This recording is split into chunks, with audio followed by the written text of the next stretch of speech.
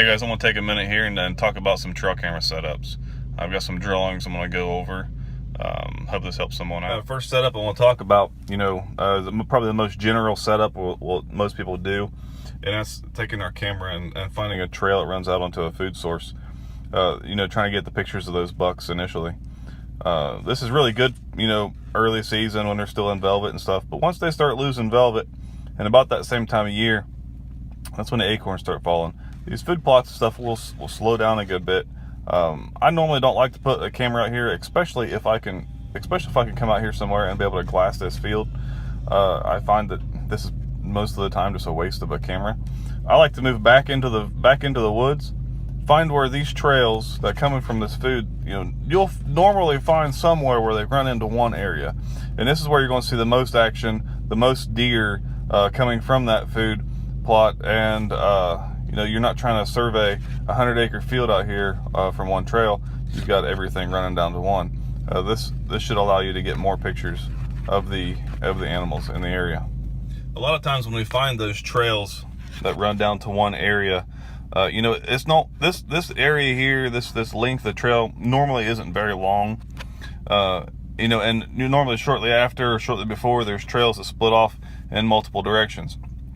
I like to find a tree that's generally located close to the center, and put a camera going in both directions, up the trail and down the trail, to figure out if I can put a stand here, what time of day are the deer coming in, what time are the deer going out. When they are going out, are they heading out towards the bedding area, towards a water source? What are the deer doing once they get to this area? Like I said, I like to put a camera going in both directions here. You're doubling up on the camera, but you're getting a lot of information you wouldn't have otherwise. All right, this setup here I use on ridge tops, where there's a lot of oak trees around or whatever. Places you come to that just seems like the deer are running everywhere. They're not really giving you a certain pattern. There's no real good worked trails. There's no real good defined, scrape lines or anything. I'll find a tree close to the top of that ridge top there where it's nice and pretty well open all around me. I'll put 3 cameras on that tree, give a nice survey of the area, and I'll know where the deer are most likely to run through, where they're, how they come up the ridge lines.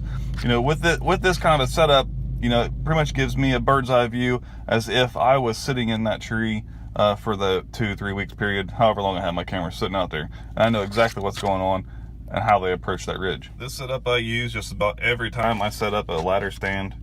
This is a stand that's going to be stationary for a while, that I've surveyed the area. This is where I want to hunt. I'll put a camera on that same tree that I have my stand on, or one right next to it. As I'm going up into my stand, I can pull the card, get up in the stand, get situated, and have a little bit of time to kill. I can flip through those pictures of them sitting there, and it gives me a really good idea as to what time of day to expect those deer to come through there. Throw this in here. As my cameras are sitting out there taking these pictures on the trails, I want to note myself weather pattern changes. I want to know what days the wind changes direction. I want to know what days the temperature has a relatively unnatural rise or fall. We're talking 10 degrees at one way to the next. I want to know when those high and low pressure systems move through. Now use this information whenever you do pull your cards and you start looking through your pictures. Use this information, compare these to the days that you see the deer on what trails. This will slowly sink in to give you a why. Okay, now if we just set our cameras out there and we don't take notes like these, we're going to understand, well, this is what the deer has been doing. If we can add in these weather changes and give ourselves a comparison, okay, now this deer only comes through when the wind is blowing in this direction. Now maybe we have a little bit more of a why this deer is moving through an area. And then with this, if we know why, we can start predicting when. Okay, if you have a nice mature buck moving through an area and you can figure out why he's moving through that area, now we're talking some serious game-changing activity here. Okay, and so try these tips out. with mature animals, it's not always knowing when.